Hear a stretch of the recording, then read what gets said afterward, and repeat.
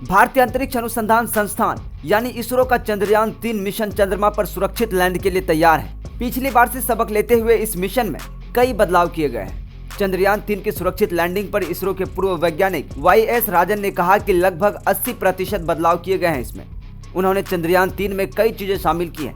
पहले यह उतरते समय सिर्फ ऊंचाई देखता था, जिसे अल्टीमीटर कहा जाता था, लेकिन इसके अलावा अब इसमें उन्होंने एक वेलोसिटी मीटर भी जोड़ दिया है, जिसे डॉपलर कहा जाता है। इससे उसकी ऊंचाई और वेग का पता चल जाएगा ताकि खुद को नियंत्रित कर सके।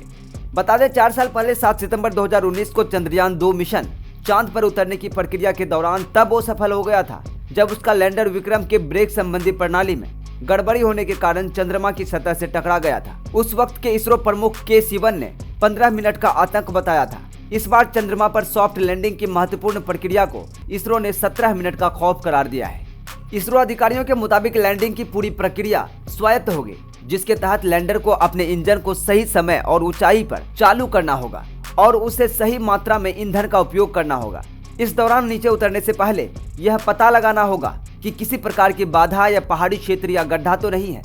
सभी मापदंडों की जांच करने और लैंडिंग का निर्णय लेने के बाद इसरो बेंगलुरु के निकट बायालालू में अपने भारतीय गहन अंतरिक्ष नेटवर्क IDSN से निर्धारित समय पर लैंडिंग से कुछ घंटे पहले सभी आवश्यक कमांड LM पर अपलोड करेगा। इसरो के अधिकारियों के अनुसार लैंडिंग के लिए लगभग 30 किलोमीटर की ऊंचाई पर विक्रम पवार ब्रेकिंग चरण में प्रवेश करेगा और अपने 4 थ्रस्टर इंजन को रेट्रो फायर करके गति को धीरे धीरे कम करके चंद्रमा की सतह तक पहुंचना शुरू करेगा। अधिकारियों के अनुसार इससे यह सुनिश्चित होता है कि लैंडर दुर्घटनाग्रस्त ना हो, क्योंकि इसमें चंद्रमा का गुरुत्वाकर्षण भी काम करता है। उन्होंने कहा कि यह देखते हुए कि लगभग 6.8 किलोमीटर की ऊंचाई पर पहुंचने पर केवल 2 इंजन का उपयोग किया जाएगा और अन्य 2 को बंद कर दिया जाएगा, जिसका उद्देश्य लैंडर को रिवर्स थ्रस्ट देना होता है। लगभग 150 से 100 मीटर की ऊंचाई पर पहुंचने पर लैंडर अपने सेंसर और कैमरों का उपयोग करके सतह को स्कैन करेगा ताकि यह जांचा जा सके कि कोई बाधा तो नहीं, और फिर वह सॉफ्ट लैंडिंग करने के लिए नीचे उतरना शुरू करेगा।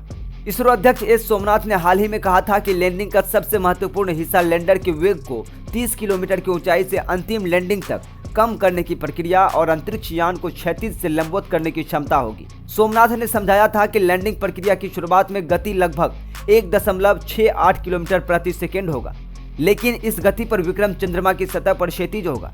चंद्रयान 3 यहाँ लगभग 90 डिग्री पर झुका हुआ है और इसे लंबवत होना होगा। यह पूरी प्रक्रिया गणितीय रूप से एक बहुत ही दिलचस्प गणना होती है। हमने बहुत सारे सिमुलेशन किए हैं। यहीं पर हमें पिछली बार चंद्रयान 2 में दिक्कत हुई थी। इसरो प्रमुख ने बताया कि अब तक इस मिशन के दौरान सब कुछ हमारी योजना के अनुसार हुआ है।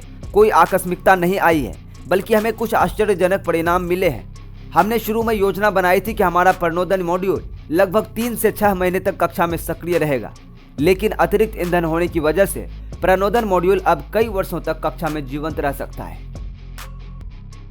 उन्होंने कहा चंद्रयान 2 अंतिम चरण तक ठीक ठाक चला, लेकिन हम सॉफ्ट लैंडिंग नहीं कर पाए क्योंकि हम अधिक वेग से उतरे थे। चंद्रयान 2 के दौरान हमारी एक गलती यह थी कि हमने लैंडिंग स्थल को 500 मीटर गुना 500 मीटर की सीमित क्षेत्र में रखा था। हमने और भी कई गलतियां की थी जिनका सामना यान को करना पड़ रहा था। उस समय हमने इसे नहीं सुधारा था, जिसके कारण उतरते समय लैंडर मॉड्यूल नियंत्रण से बाहर हो गया था। इस बार हम बेहतर तरीके से तैयार हैं। हमने अपनी पिछली गलतियों से सीखा है और उन गलतियों को सुधार कर लिया है। किसी अन्य त्रुटि के लिए भी जगह नहीं छोड़ी है। SGL न्यूज डिजिटल ऑनलाइन की रिपोर्ट। इसी प्रकार की तमाम खबरों को देखने के लिए हमारे चैनल को सब्सक्राइब करें और बेल आइकन को जरूर दबाएं ताकि कोई भी वीडियो आपसे मिस ना हो। साथ ही वीडियो को तमाम दोस्तों में शेयर जरूर करें। धन्यवाद।